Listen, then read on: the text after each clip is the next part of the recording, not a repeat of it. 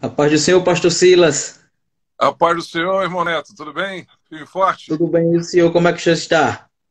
Bem, graças a Deus. Melhor agora Graças a Deus. que consegui Que é isso, pastor? uma Pastor, dificuldade. em primeiro lugar, quero louvar a Deus por essa oportunidade que Ele tem nos dado, né? De estar aqui nesta live para a gente falar acerca de um assunto que é de suma importância, que é a cristologia.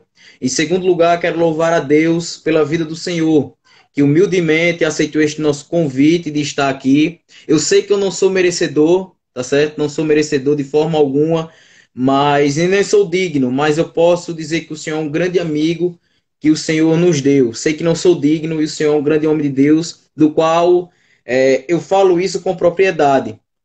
Que o Senhor é alguém que eu me espelho, é alguém que eu observo e digo, eu quero ser igual ao pastor Silas, porque eu acompanho o Senhor, acompanho os seus vídeos no YouTube, acompanho os seus inscritos aí e tenho abençoado a vida de muita gente.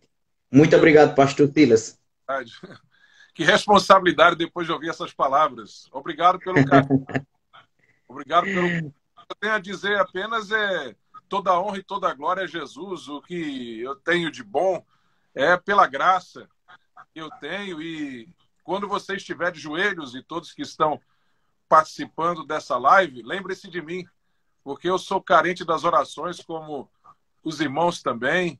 Somos imperfeitos, somos falhos, mas pela graça de Deus nós fazemos a obra, né? O que temos compartilhado é aquilo que Deus mesmo tem nos dado. E é pela graça que nós somos o que somos e temos o que temos. Somente, tão somente pela graça, pura graça. Amém. E pastor, permita-me me apresentar. O senhor nem precisa se apresentar, mas eu sim. Eu me chamo Neto, como o senhor bem sabe. Eu sou daqui de Alagoas, de uma cidade que fica no interior, na cidade de Igaci, né? Sou da cidade de Igaci. Fica a cerca de 152 quilômetros de Maceió, a capital. O senhor já esteve em Maceió, não é isso? Já E a minha estive, cidade fica. já Pode estive em falar. outra aí também, no interior, que de cabeça eu não vou me lembrar o nome de todas. Tive em São Miguel, Sim. tive no sertão, Sim. uns anos atrás, numa cidade do sertão chamada Tanque d'Arca, né? Sim, é uma cidade bem próxima aqui da minha. E eu tive em outras cidades, em várias cidades aí, ministrando na região litorânea mesmo, em Sim. outras partes ali, eu acho que do Agreste ali também. É, é, é difícil eu guardar o nome, né? Porque são muitas cidades viajando esse Brasil inteiro, pela graça de Deus. Já viajei pregando o Brasil inteiro, todos os estados, todas as capitais e várias cidades do Glória a interior, Deus. várias e várias vezes. E a gente não guarda todos os nomes. Quando a gente chega de novo lá ou revê o pastor, a gente se lembra. Mas assim, não tem como Se você lembra? as informações todas precisamente, né? Mas é um prazer, né? E, pastor, senhor? Mas é um prazer, Neto, é um prazer. Amém. E quem sabe daqui a uns dias, né, o senhor está aqui na minha cidade, Igaci, trazendo também uma palavra aí pra gente. Amém. Seria uma alegria se Deus. Para mim será uma honra ter o senhor por aqui, tá certo? Amém. Pastor Silas, a gente hoje vai dar início aí a um seminário bíblico acerca da cristologia. Amanhã será o pastor Gutierrez Fernandes. Só que ele teve alguns probleminhas, né, pessoais, e aí ele não vai poder estar conosco amanhã. E a gente deixou para terça que vem. Uhum. Aí teve alguns probleminhas, eu queria deixar aqui claro já na live que amanhã o pastor Gutierrez não vai poder estar conosco. Acabou de me mandar mensagem aqui. Mas o assunto de hoje é a cristologia. Hoje eu estou aqui como aluno para aprender. Pastor Silas, pode seguir aí. Bem, irmão Neto e queridos irmãos que estão participando dessa live. Cristologia é uma das doutrinas principais da teologia cristã, né? Afinal de contas, cristologia é o estudo de Cristo, é o estudo dos atributos de Cristo como Deus e como homem, e sobre a relação entre essas duas naturezas de Cristo, a natureza humana e a natureza divina. E Cristo, nós sabemos, é o centro das Escrituras. Jesus, ele é simplesmente a chave hermenêutica, a chave de interpretação de toda a Bíblia. Então, quando estamos falando do estudo de Cristo, estamos falando de uma doutrina central das Escrituras. Afinal de contas, nós somos cristãos. Cristão significa seguidor de Cristo. Então, a cristologia é, volto a frisar, uma doutrina bíblica essencial, central para o cristianismo. E existem duas formas de você estudar essa doutrina bíblica. Você pode estudá-la analisando o que Jesus fez, ou você pode estudá-la analisando o que Jesus é. Ou seja, existem duas metodologias de estudo sobre a pessoa de Jesus. Nós temos a metodologia que é chamada de cristologia funcional, que é aquela que propõe estudarmos Jesus a partir do que ele fez.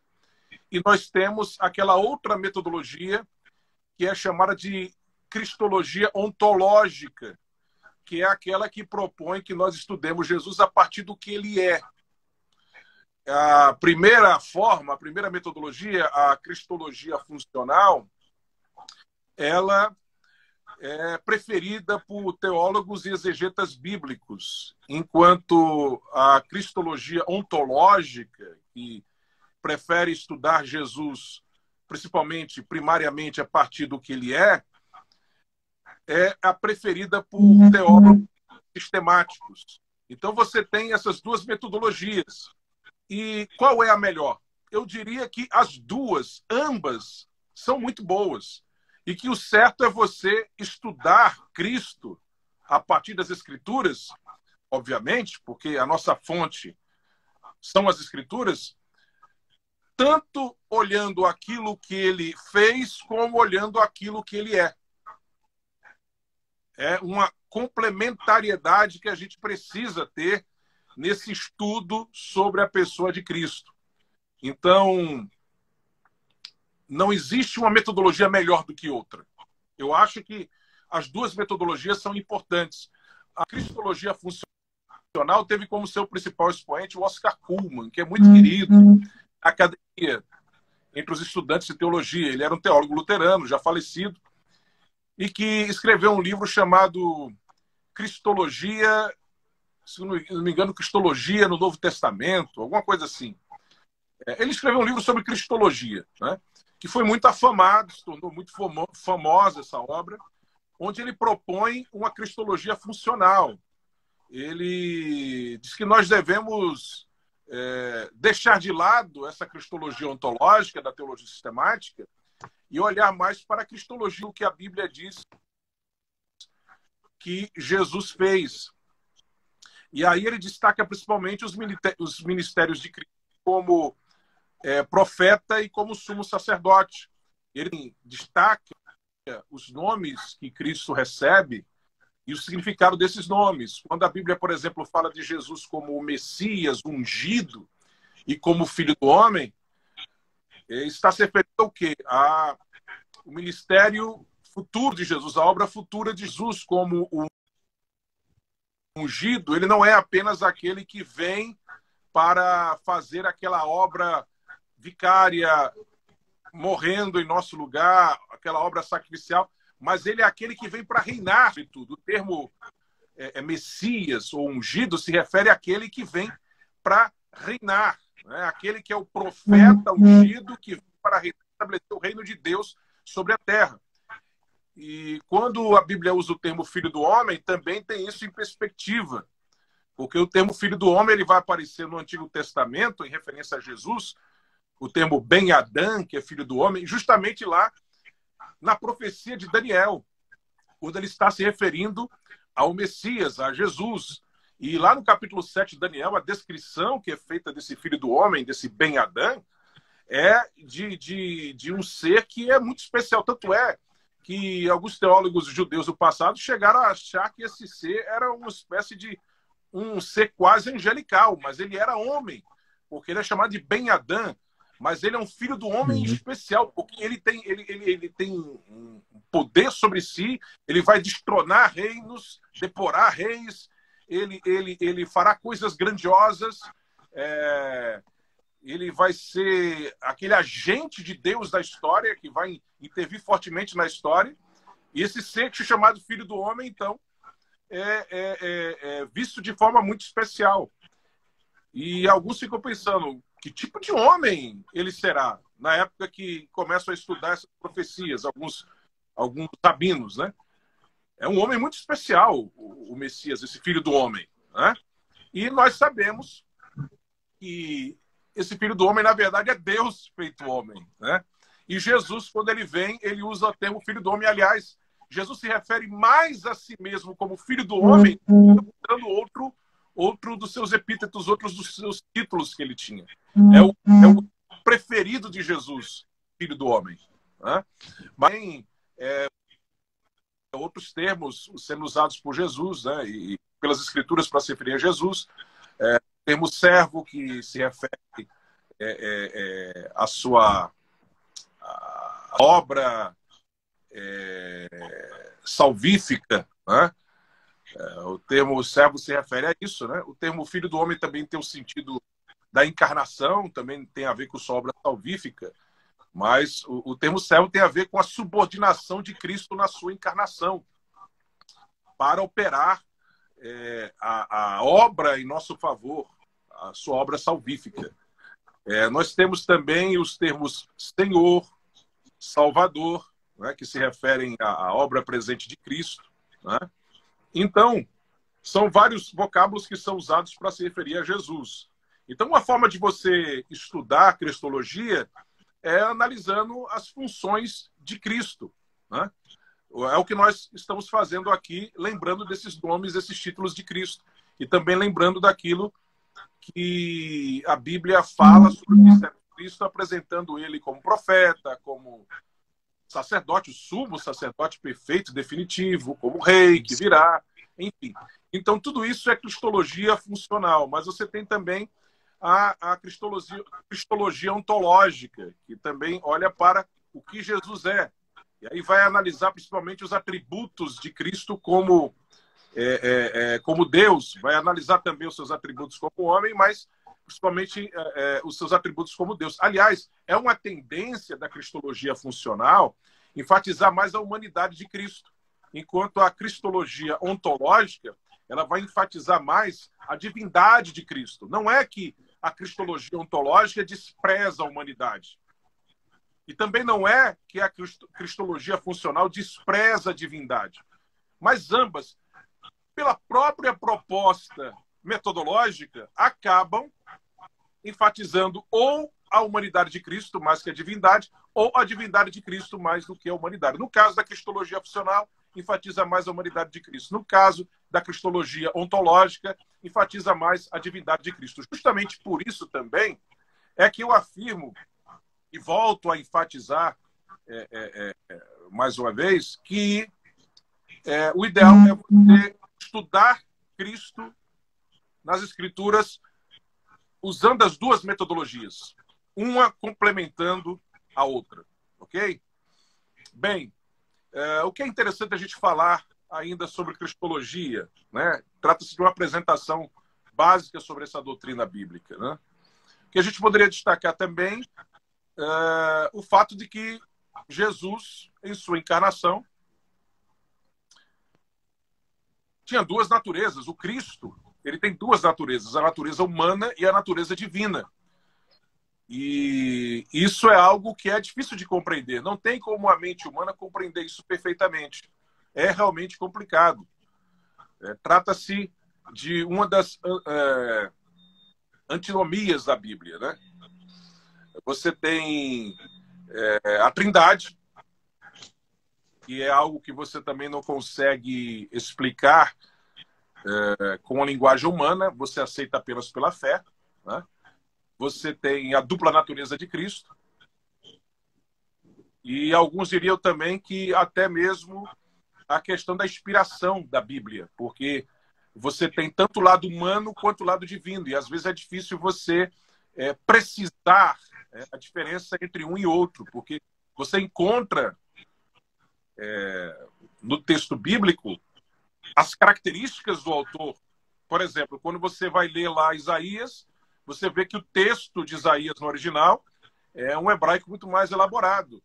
Por quê? Porque Isaías era o nobre, era da nobreza, palaciano, o intelectual de sua época, então o texto é muito mais bem escrito. Aí quando você vai comparar com o texto de Amós, que era boiadeiro, cultivador de sicômoros, agricultor, aí você vê que era um texto mais simples, mais rústico. Então veja que na inspiração Deus respeitou as peculiaridades de cada autor. Você vê que o texto de Paulo é um texto melhor do que o texto de Pedro, né? Inclusive, há uma diferença entre 1 Pedro e 2 Pedro. Numa, Pedro contou com o auxílio de alguém para escrever e na outra não. Por isso, o texto de uma epístola é um grego mais simples, o outro é uma coisa mais bem escrita. O texto de Hebreus dá para perceber que o autor é muito culto, porque a escrita dele no original é muito mais rebuscada, lapidada. Então, Deus respeitou as peculiaridades de cada autor, né? Mas, ao mesmo tempo, há uma inspiração divina. O que eles escreveram foi sob inspiração divina, foi sob um impulso divino. Houve uma orientação divina. Então, Deus usa a gente conforme as nossas características, mas Deus dirige, Deus governa. E na inspiração, isso aconteceu de forma muito marcante. E nós temos, então, ali escritos humanos divinos. Divinos humanos.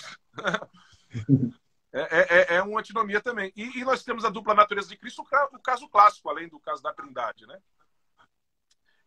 Os nossos irmãos calvinistas vão dizer também que um caso idêntico é o da relação entre livre-arbítrio e soberania de Deus, ou entre a liberdade humana e a soberania de Deus, já que muitos calvinistas preferem o termo livre-agência, né?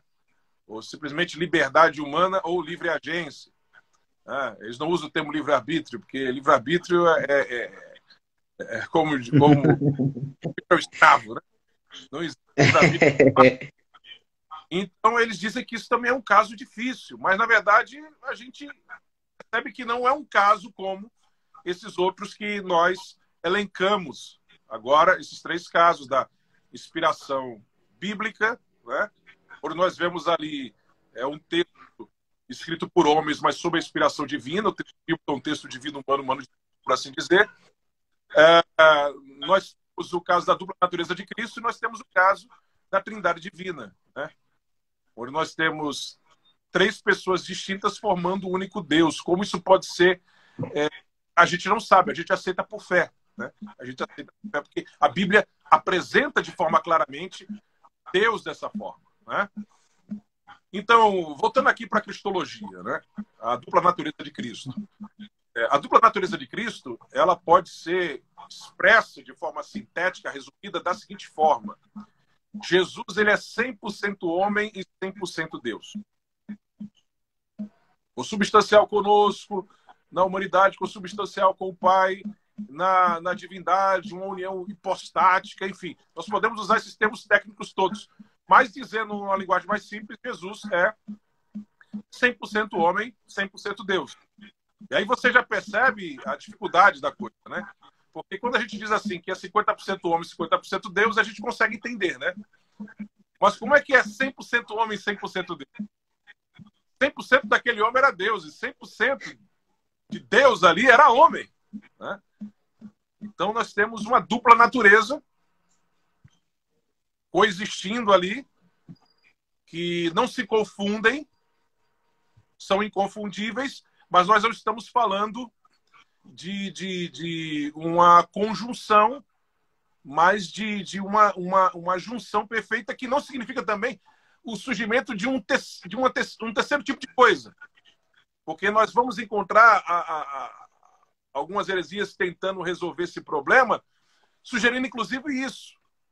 É o caso do eutiquianismo. O eutiquianismo vai dizer que Jesus, ele era um terceiro tipo de natureza, né? Isso é uma heresia, chama-se eutiquianismo, né? Dizer que Jesus não era... dizer que Jesus era Deus homem significa que ele não era a natureza humana e a natureza divina ali. 100% homem, 100% Deus. Mas ele era uma coisa híbrida, indefinível, uma terceira coisa que juntava essas duas. né? E isso não é solução, porque a Bíblia não apresenta dessa forma. Jesus não era um terceiro tipo de natureza. Jesus era Deus e era homem ao mesmo tempo, né? E Ô, você vai... pastor Silas, só uma coisinha Diga. sobre isso que o senhor está falando, acerca de Jesus 100% homem e 100% Deus. E o senhor falou de algumas heresias. Muitos dizem que Jesus era 50% homem e 50% Deus, como o senhor falou. Só que a gente também precisa entender que Jesus não ficou com a sua divindade humanizada. E nem ficou com a sua humanidade divinizada. Não. Ele era 100% homem e 100% Deus. Na sua totalidade, na sua plenitude. Pode continuar, é só uma observaçãozinha. E isso é algo que a gente não consegue entender. A gente aceita por fé porque é assim que a Bíblia apresenta. A Bíblia vai apresentar Jesus com alma humana. Quando Jesus diz, a minha alma está profundamente triste até a morte, você vê Jesus com emoções humanas, né? Emoções humanas claras. Então você vê que Jesus tinha uma alma humana, né? Então, Jesus era homem, plenamente homem e plenamente Deus. Mas alguém pode dizer, será que Jesus era 100% homem, se Jesus não era um pecador? Mas quem disse que a natureza humana só é natureza humana se tem o pecado? Sim, o pecado faz parte da nossa natureza por causa do pecado de Adão, né? Nós temos uma natureza pecaminosa. O pecado faz parte da nossa natureza, sim. Mas por quê? Por causa da queda. Mas lembre-se que Adão era ser humano antes da queda. Ele não deixou de ser humano após a queda, nem passou a ser humano depois da queda. Ele era ser humano antes da queda, continuou a ser depois da queda, sendo que agora o ser humano com a sua natureza corrompida. O pecado passou a fazer parte da sua essência do que ele era. Mas veja, você não precisa ter uma natureza pecaminosa para você ter uma natureza humana. Então Jesus, ele tinha a humanidade essencial, como Adão e Eva, que antes do pecado não tinham pecado, não tinham natureza pecaminosa e eram seres humanos. Jesus, em sua encarnação, tinha a natureza humana essencial, não a natureza corrompida. Entendeu? Agora, isso não significa dizer que ele, ao ter a natureza essencial, a humanidade essencial, ele não tivesse também a humanidade existencial. Essa é uma discordância que eu tenho com o teólogo, o grande teólogo, Millard Erickson, né? Ele, ao analisar a dupla natureza de Cristo, ele ressalta isso, que Jesus ele não tinha uma humanidade existencial, ele tinha uma humanidade essencial, né? Quando, na verdade, Jesus tinha também a humanidade existencial. Por quê? Não é pecaminosa, mas existencial, que se assemelha à nossa após a queda em alguns aspectos. Por quê? Porque Jesus, por exemplo, ele tinha limitações, fragilidades que o ser humano conquistou após a queda. E o próprio Jesus também morreu. Entendeu? Adão e Eva eram imortais e Jesus morreu. Então Jesus não tinha só a humanidade no sentido essencial. Ele tinha a humanidade também no sentido existencial. Então essa é uma discordância que eu tenho do Millard Erickson, e não só eu, outros teólogos também pensam dessa forma, né? Mas vamos lá. Então você tem algumas heresias em relação à dupla natureza de Cristo. Você tem, por exemplo, o docetismo, né? Que vem da palavra docel, que significa parecer, né? O fazer parecer que é uma coisa, né? Não é. O docetismo vai dizer que Jesus, na verdade, não era homem. Jesus parecia ser homem. E, na verdade, ele era Deus. Isso. Né?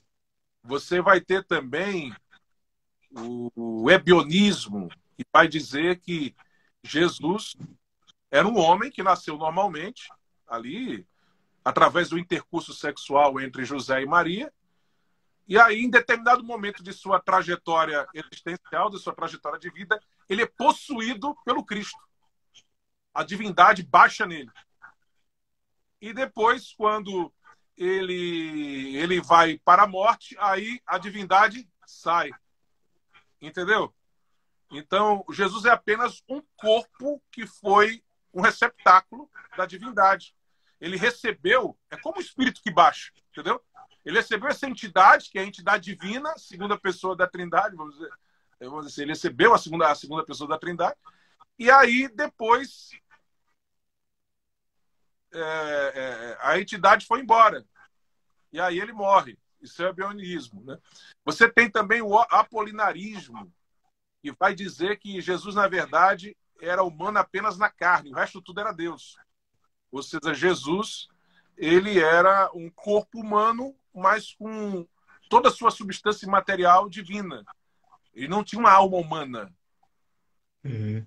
Apolinário vai dizer expressamente que Jesus só tinha de humano a carne, mais nada. Quando nós não vemos assim nas Escrituras. As Escrituras não indicam isso. Então, o apolinarismo também é um erro. Você vai ter o... Eu posso me esquecer aqui, porque são tantas, né? São muitas. Você vai ter o nestorianismo, que vai separar demais as duas naturezas, embora acredita-se que o Nestório ele não acreditava naquilo que acabou recebendo o seu nome, foi batizado com o seu nome, nestorianismo. E, inclusive, a heresia da qual ele foi acusado, que acabou recebendo o seu nome em sua homenagem, foi usada para derrubar ele como bispo em Constantinopla, porque havia todo o interesse político ali também. Existia... esqueço agora o nome da imperatriz lá, e queria derrubar ele, e aí acabaram distorcendo um pouco a fala dele. Mas depois o Nestório ele foi restaurado, se tornou missionário, pregou o cristianismo em terras longínquas, e ele terminou a sua vida bem quisto, né? Mas ele acabou tendo, infelizmente, o seu nome associado a uma heresia. E muitos historiadores hoje acreditam que ele, na verdade, não defendeu. O que a heresia batizada de nestorianismo diz é uma heresia mesmo. Porém, a questão é que Nestório talvez não ensinasse isso. Devido a uma escolha infeliz de palavras e ao contexto político, a perseguição que ele estava sofrendo, acabaram distorcendo as palavras dele. Ele que já tinha usado algumas palavras infelizes, e aí acabou se crendo que ele estava separando demais as duas naturezas em Cristo, né? Fazendo uma separação demais ali. E o eutiquianismo, que vem de um monge chamado Eutíquio, é justamente uma resposta ao nestorianismo, mas uma resposta que vai para o outro lado, que vai dizer que, na verdade, é uma coisa tão unida que é uma terceira coisa, uma terceira natureza, né? Então você tem, basicamente, essas heresias. Eu estou querendo aqui me lembrar de mais alguma. Nós falamos do ebionismo, do apolinarismo, do eutiquianismo.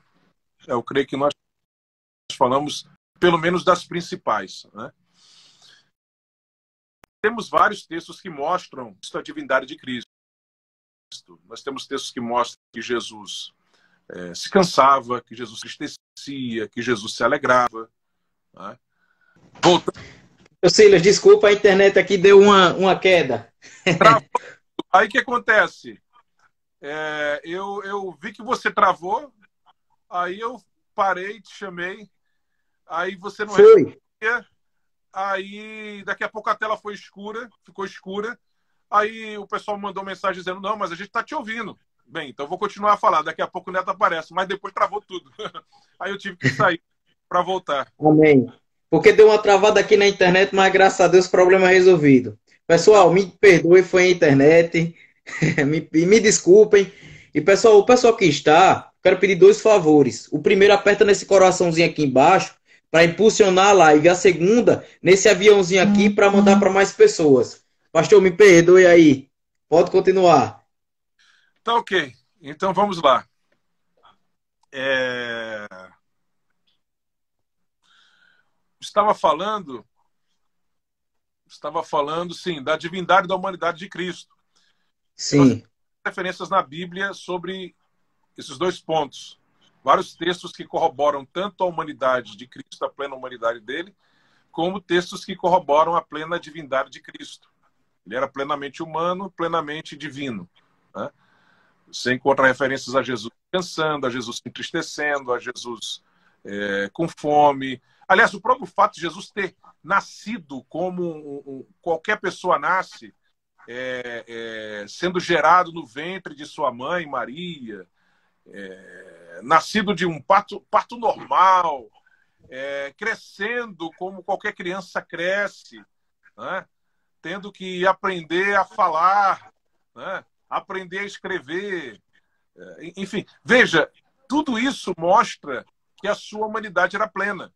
E Jesus, na sua humanidade, obviamente, ele não perdeu seus atributos como Deus, mas ele limitou o exercício de alguns de seus atributos. Né?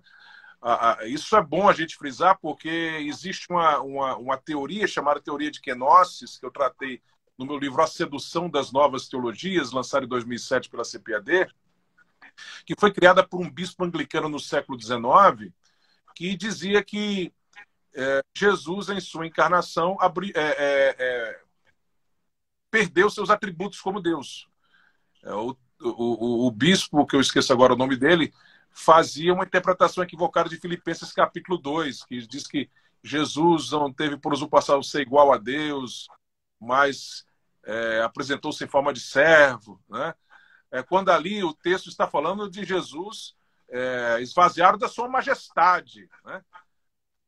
É o Jesus sem a sua glória, sem a sua majestade, mas não o Jesus sem os seus atributos como Deus. Né? Inclusive, o texto ali não dá a entender que Jesus perdeu a sua essência. Ele fala da forma dele, mas não da essência dele. Ele tinha a forma de servo, mas não é que ele perdeu a essência. Ele passou até a forma de servo. Isso se refere também à sua subordinação na sua encarnação. A sua subordinação funcional na sua encarnação. Né? E por isso Jesus aparece na Bíblia com algumas limitações de ser humano, porque ele simplesmente limitou o exercício de alguns de seus atributos. Ele não deixou de ter esses atributos. Porque se ele deixasse de ter os seus atributos divinos, ele não seria mais Deus. Porque são seus atributos que fazem você ser o que você é. Ele apenas limitou o exercício de alguns dos seus atributos. A teoria de Kenosis também vai dizer que Jesus não era simultaneamente homem e Deus. Jesus era sucessivamente homem e Deus.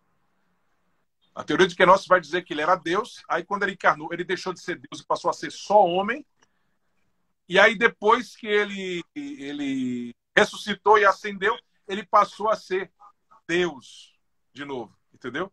Ele era Deus, aí se esvaziou de sua divindade, passou a ser homem e depois voltou a ser Deus. Então Jesus não era homem e Deus simultaneamente.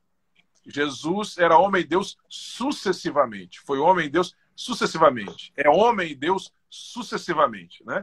Isso é um erro, porque não é isso que a gente entende à luz do texto sagrado. verdade. E vários textos também enfatizam a divindade de Jesus. Jesus aceitava ser chamado de Deus quando Tomé, por exemplo, chegou para ele e disse: Senhor meu e Deus meu. Né? Jesus se refere aos anjos como sendo anjos dele. Né? Ele fala o filho do homem e seus anjos. Né? Ora, os anjos são chamados de anjos de Deus, então ele está dizendo que ele é Deus. Né? Jesus disse, antes que Abraão existisse, eu sou. Quer dizer, ele fala da sua pré-existência, que ele existia antes de Abraão, e usando o termo eu sou, que tem um significado enorme para o judeu. Tanto é que quando ele fala isso, a Bíblia nos diz que os judeus pegam pedras para o apedrejar, porque consideram aquilo uma blasfêmia, porque ele está afirmando ali categoricamente que ele é Deus. Né? Isso. Ele representa aquele termo eu sou, que aparece lá em Êxodo capítulo 3, quando Moisés recebe o seu chamado, né? Eu sou o que sou, né? Ele está se referindo à sua eternidade. Né? Esse texto que o senhor falou fica em João capítulo 8, versículos 58 e 59. Isso, João capítulo 8. E aí Exatamente. pegam pedras. Pegam em pedras para apedrejá-lo, enfim. Então nós temos vários textos que afirmam a divindade de Jesus. O próprio Evangelho de João começa dizendo que no princípio era o Verbo, e o Verbo estava com Deus, e o Verbo era Deus. Veja que esse texto enfatiza duas coisas, né? Quando ele diz assim, o Verbo estava com Deus e o Verbo era Deus. Quando ele diz assim que o Verbo estava com Deus, quer dizer que Jesus sempre esteve com o Pai. Jesus não surgiu depois, não foi uma criação, algo posterior. Ele estava sempre com o Pai. Né? E a segunda coisa que diz que ele era Deus. Quer dizer, além de ele sempre estar com o Pai, ele sempre foi, ele é eterno, ele é o eu sou, né? Ele é Deus também. Então isso fala da preexistência de Cristo, né? E ele estando sempre com o Pai, e ele sendo Deus como o Pai é Deus. E ele vai dizer também, no Evangelho de João, eu e o Pai somos um. Está claro. Está clara a sua divindade, né? E temos muitas outras passagens bíblicas que ressaltam a divindade de Jesus. A própria ressurreição de Jesus também é uma demonstração eloquente da sua divindade. É porque não dá aqui para a gente tecer detalhes sobre isso, mas há uma obra, eu estou querendo me lembrar o nome do autor agora, eu acho que é o Wolfhard Pannenberg, em uma das obras dele em que ele fala sobre a ressurreição de Jesus, ele fala que para o judeu daquela época, o fato de alguém ter ressuscitado não é como o caso de Elias ou de Eliseu, que intercedeu lá por aqueles garotos e eles ressuscitaram. Não é isso. Mas alguém que ressuscitou, né? Ele mesmo ali ressuscitou, isso daí já provava a divindade da pessoa. Uma pessoa que conseguisse isso, seria Deus. O Pannenberg ele vai explicando isso conforme o contexto histórico, teológico da época. Ele fala isso com detalhes.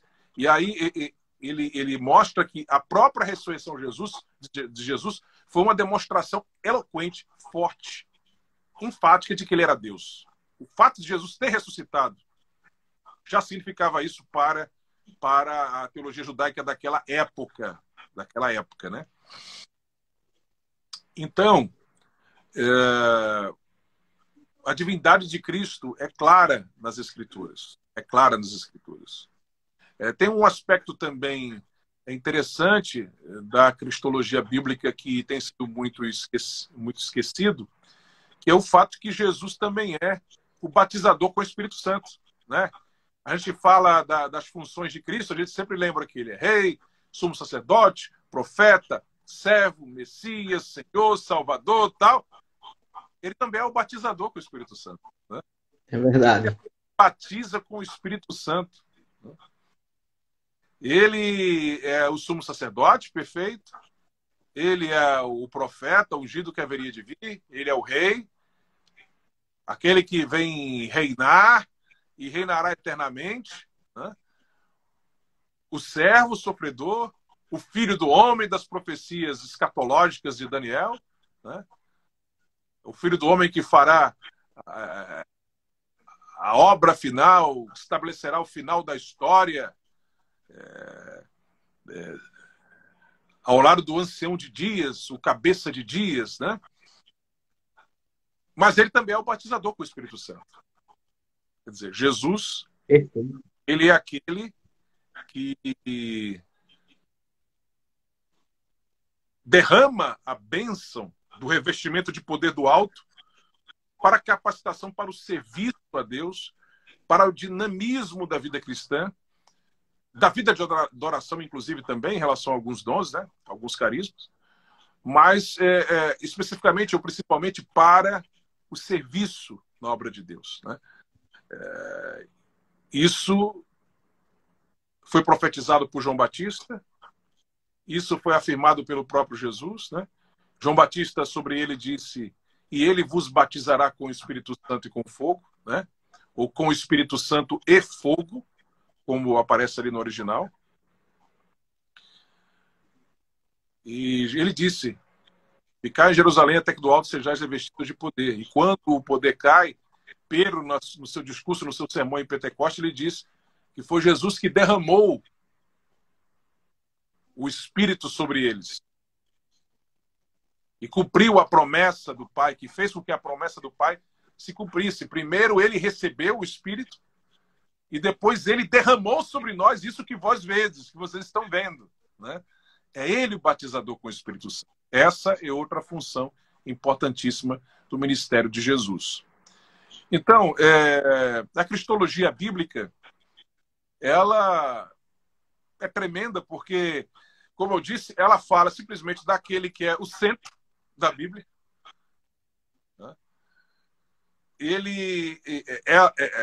A cristologia bíblica também é uma doutrina que acaba fazendo com que nós entendamos muitas outras porções da Bíblia, né, ou espalhadas na Bíblia toda, tanto no Antigo como no Novo Testamento, porque, como eu disse, Jesus é a chave hermenêutica da Bíblia, né? Quando você fala, por exemplo, de Jesus como o Filho do Homem, aí você vai lá para Daniel, começa com Daniel. Quando você vai falar de Jesus como o Messias que haveria de vir, você vai para as profecias escatológicas do Antigo Testamento, para depois terminar no Novo Testamento.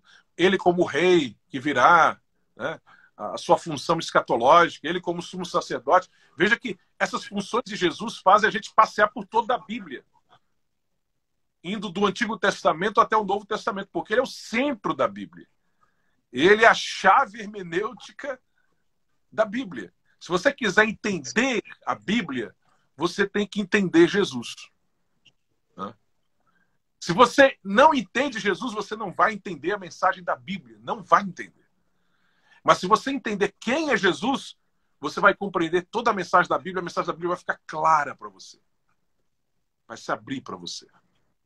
Então, é importantíssimo o estudo da cristologia. Por fim, a cristologia envolve também a obra de Cristo. Mas a obra de Cristo é algo tão grande que acaba sendo estudado à parte, né? Quando a gente vai estudar soterologia, né? Porque aí você entra tanto na obra de Cristo, como entra também na aplicação da obra de Cristo, onde o Espírito Santo vai entrar, né? Porque a soteriologia ela não envolve só a obra de Cristo, ela envolve a aplicação da obra de Cristo. Aliás, a maior parte, talvez, da soteriologia fala justamente disso, dessa aplicação e do processo da salvação, como se dá. Então, você acaba tendo um destaque maior dado, de certa forma,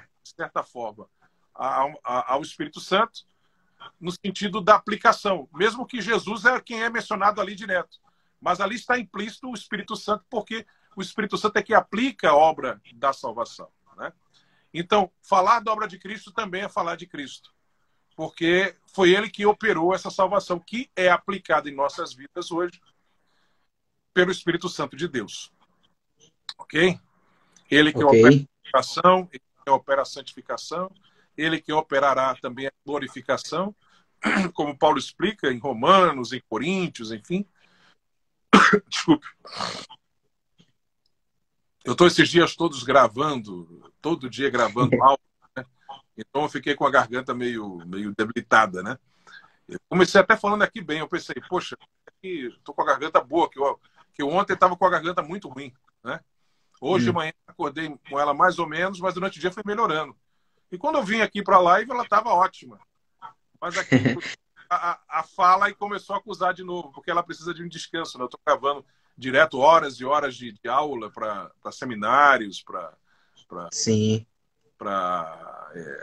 sites também, irmãos da internet que oferecem cursos teológicos e estão pedindo os nossos serviços. Aliás, quero aproveitar, né, para fazer a divulgação do curso Arminianismo, a Mecânica da Salvação, que está sendo oferecido pelo site da Academia Teológica. O endereço é academia.teo, T-E-O, teologia, academia.tel.br, repetindo, academia.tel.br.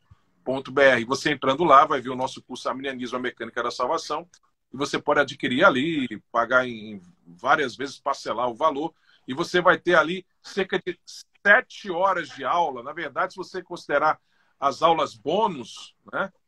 Porque são 10 horas de aula especificamente sobre arminianismo, mas você tem também, 10 horas não, 10 aulas específicas sobre arminianismo, você também tem umas 2 aulas bônus. Se você considerar as bônus, então passa de 7 horas, mas são ali mais de 6 horas e meia de aulas especificamente tratando sobre arminianismo. O livro-texto que nós usamos é exatamente o meu livro, lançado pela CPAD em 2017, Arminianismo, a Mecânica da Salvação. Ok? Sobre esse assunto aqui que eu falei, da cristologia, a teoria de Kenosis, a heresia da teoria de Kenosis, você vai encontrar um capítulo aqui do meu livro A Sedução das Novas Teologias, lançado em 2007 também pela CPAD. A obra ganhou, pela graça de Deus, alegria nossa, o prêmio Arete de melhor obra de apologética no Brasil em 2007. Esse prêmio é conferido pela ASEC, Associação de Editores Cristãs, que reúne todos os editores cristãos do Brasil. Você vai encontrar aqui um capítulo falando sobre essa heresia da teoria de Kenosis. Foi o primeiro livro, inclusive, eu acredito, no Brasil, a tratar desse assunto. Talvez não o primeiro. Escrito por um brasileiro, talvez seja o primeiro, né? Porque você vai ter aquela obra do James Packer, o clássico dele, Conhecimento de Deus, que foi publicado no Brasil desde os anos 70, eu acho, final dos anos 70 e nos anos 80. A antiga dessa obra, em que ele toca de relance nesse assunto lá, né? Mas assim, uma obra tratando especificamente sobre esse assunto, um capítulo inteiro dedicado. Acho que a minha foi uma das primeiras a tratar sobre isso. Mas é a primeira obra a falar de teologias pós-modernas de forma geral, né? Isso há 13 anos atrás. Hoje você tem vários e vários livros, muito bons, inclusive, a maioria traduções do exterior para cá, tratando sobre teologias pós-modernas. Mas, enfim, se você quiser adquirir essas obras, é só você entrar lá no site da CPAD e você vai poder adquirir e receber na sua casa, né? O curso, repito, academia.tel.br, entra lá, dá uma olhada e com certeza o curso vai ser bênção para a sua vida. Amém. Nós, assembleanos, somos arminianos. Se você é assembleano, seria algo interessante você conhecer melhor o arminianismo, né? E também dizer para você que nos próximos dias, Deus permitindo, nos próximos meses aí, nós teremos, ainda antes do final desse ano, se Deus permitir, o lançamento de nosso próximo livro. O nosso próximo livro, cujo tema é O Batismo no Espírito e as Línguas como Sua Evidência.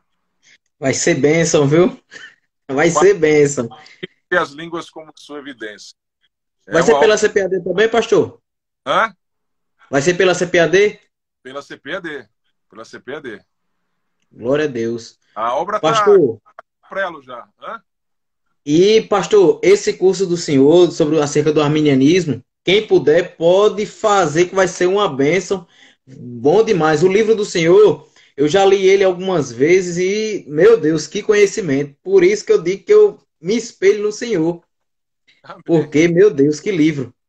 Obrigado pelas palavras do irmão. Foram horas de dedicação àquilo ali, e bote, horas, dias, né?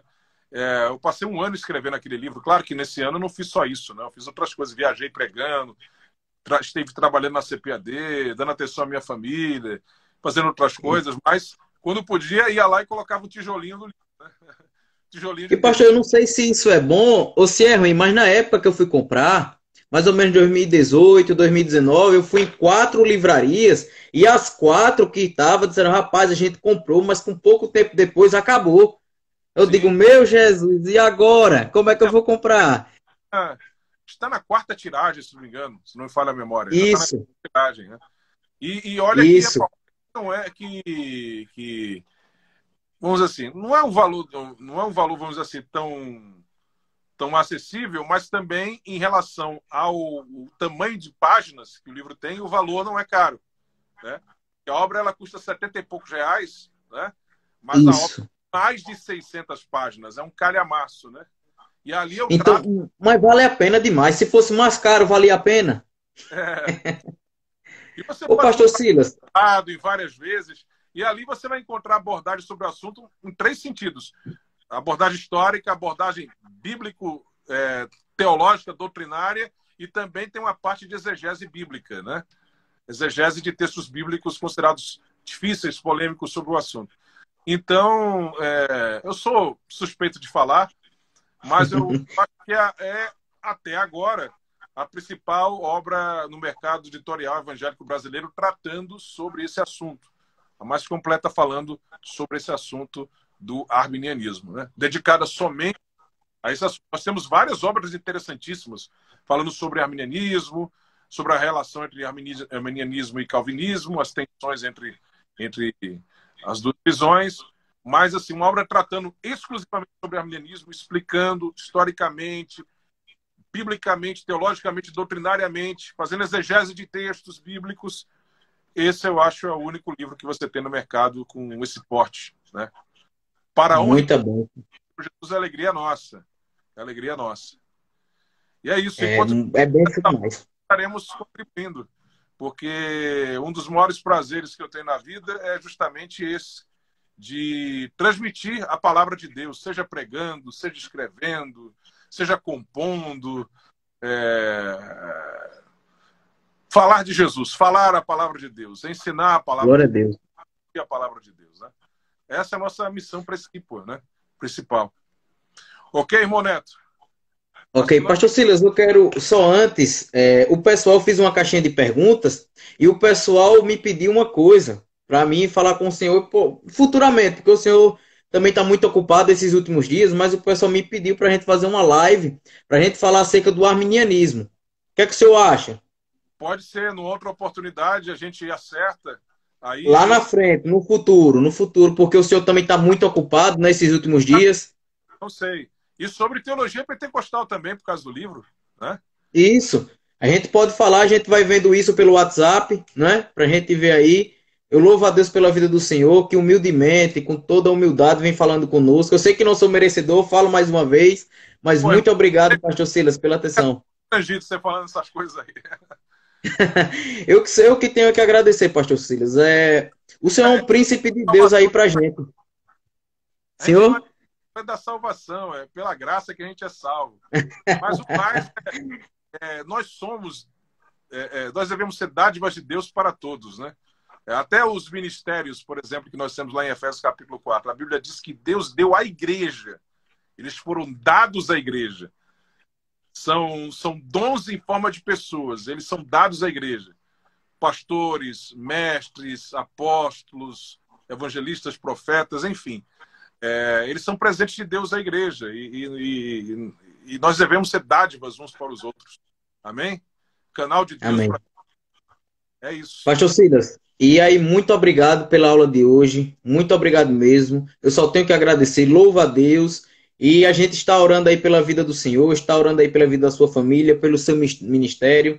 O Senhor tem sido uma bênção, um grande amigo que Deus tem nos dado. Muito obrigado mesmo, eu não sei como agradecer ao Senhor, tá certo? Muito obrigado por tudo. O Senhor é um príncipe de Deus, um amigo, se é que eu posso assim chamar, eu sei que não sou digno, mas Deus nos abençoou grandemente através dessa palestra. Amém. Deus abençoe os irmãos e quando estiverem de joelhos, se lembre de nós, que nós carecemos de vossas orações. Um abraço a todos, virtualmente. Um abraço. Amém, pastor Silas, muito obrigado, viu? Amém. Muito obrigado mesmo. Deus abençoe. Amém.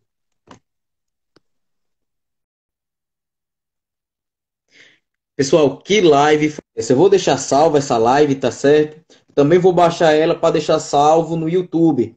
Pastor Silas, muito obrigado por tudo. Eu só tenho que agradecer ao Senhor por este vasto conhecimento. Muito obrigado mesmo. Deus seja louvado, Pastor Silas, pela sua vida. E eu vou deixar salvo aqui essa live. Que Deus abençoe a cada um. Pessoal, falo mais uma vez. Que amanhã o pastor Gutierrez acabou de me mandar uma mensagem, tá certo? Pastor Gutierrez, falando que amanhã ele não poderia estar conosco, tá? Amanhã ele não poderia estar conosco, aí ficou de amanhã a 8 a nossa live, para a gente falar acerca da pneumatologia. Então amanhã a gente não vai ter a live para falarmos acerca da pneumatologia, tá certo? Deus abençoe, eu vou estar postando, tá certo, nos stories, viu? Quem puder compartilhar, compartilhe. E na quarta-feira estaremos com o pastor Natan Rufino, para a gente falar acerca da teologia. Você não pode perder, vai ser uma bênção de Deus. Pastor Natan Rufino vai estar falando acerca da teologia. Vai ser uma bênção, vai ser um estudo bem detalhado. A gente vai estar aqui. Peço